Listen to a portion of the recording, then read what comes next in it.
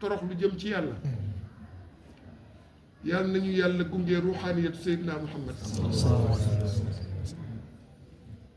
ci barke laa ilaha illa allah Seydina Muhammadun rasulullahi sallallahu alayhi wa sallam papa Abdou jërëjëf jërëjëf si nii rek la de hakaza hakaza wa illa fala la xaw ma lan mais sa turandoo bi jéppiwul yow mbiru jaam yi rek moo lay yitteel te yàlla tax nga koy def te loo ci def xeeb ko yow li lay bégal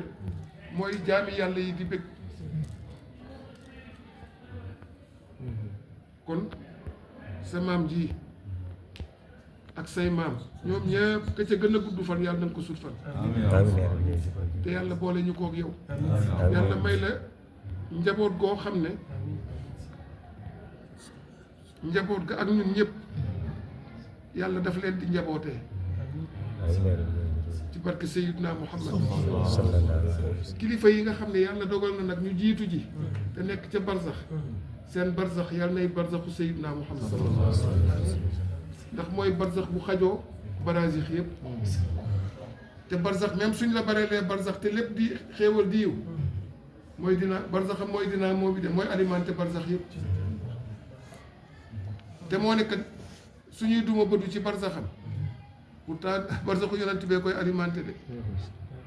ci jalaali bi la ñuy taral rek ba duy tëb te du am bantaay di uppoo baaraamam yàlla téye ngelaw li su dee ñële ci jamaali yetoo ñu dema dem naa lii neex na de parce que xale yi naan xanaa neex xanaa ne mooy ko naziran wa bashiran naziran wala bashiran wa naziran yàlla kenn mënu ko kar fenn bashiran wa naziran naziran xam nga loolu mooy lan su ma la tarawunnaha aynal yaqin mais gis gi taxul nga dem fa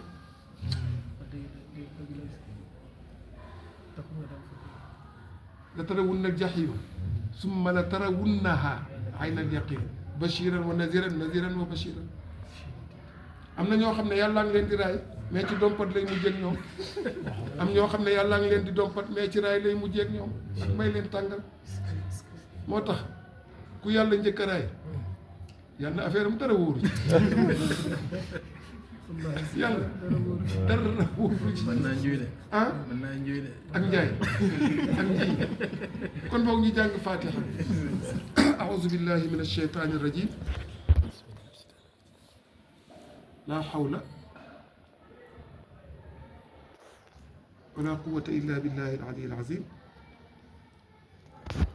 حسبنا الله ونعم الوكيل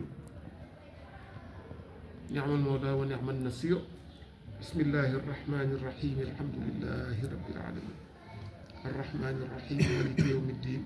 إياك نعبد وإياك نستعين اهدنا الصراط المستقيم صراط الذين